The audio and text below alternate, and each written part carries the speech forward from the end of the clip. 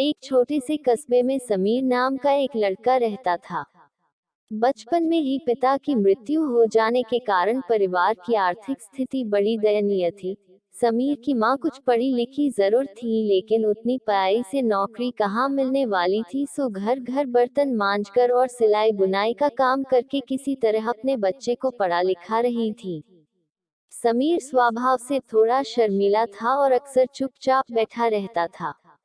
एक दिन जब वो स्कूल से लौटा तो उसके हाथ में एक लिफाफा था। उसने माँ को लिफाफा पकड़ाते हुए कहा, माँ, मास्टर साहब ने तुम्हारे लिए ये चिट्ठी भेजी है, जरा देखो तो इसमें क्या लिखा है। माँ ने मन ही मन चिट्ठी पढ़ी और मुस्कुरा कर बोली, बेटा, इसमें लिखा है कि आपका बेटा काफी होशियार है।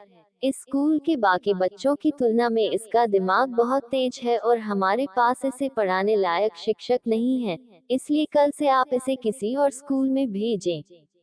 यह बात सुनकर समीर को स्कूल न जा सकने का डर तो हुआ, पर साथ ही उसका मन आत्मविश्वास से भर गया कि वो कुछ खास है और उसकी बुद्धि तीव्र है।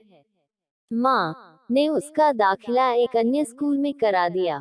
समय बीतने लगा, समीर ने खूब मेहनत से पढ़ाई की। आगे चलकर उसने सिविल सर्विसेज परीक्षा भी पास की और आईएएस ऑफिसर बन गया।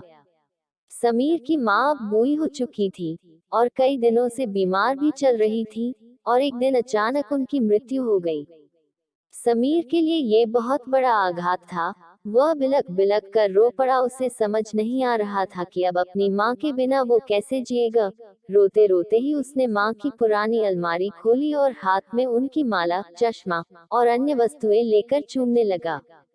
उस अलमारी में समीर के पुराने खिलौने और बचपन के कपड़े तक संभाल कर रखे हुए थे। समीर एक एक कर सारी चीजें निकालने लगा और तभी उसकी नजर एक पुरानी चिट्ठी पर पड़ी। दरअसल ये वही चिट्ठी थी जो मास्टर साहब ने उसे 18 साल पहले दी थी।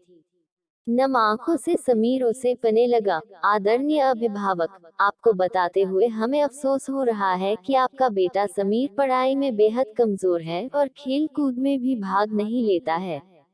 जान पड़ता है कि उम्र के हिसाब से समीर की बुद्धि विकसित नहीं हो पाई है, अतः हम इसे अपने विद्यालय में पढ़ाने में असमर्थ हैं। आपसे निवेदन है कि समीर का दाखिला किसी मंद बुद्धि विद्यालय में कराएं अथवा खुद घर पर रख कर इसे पढ़ाएं।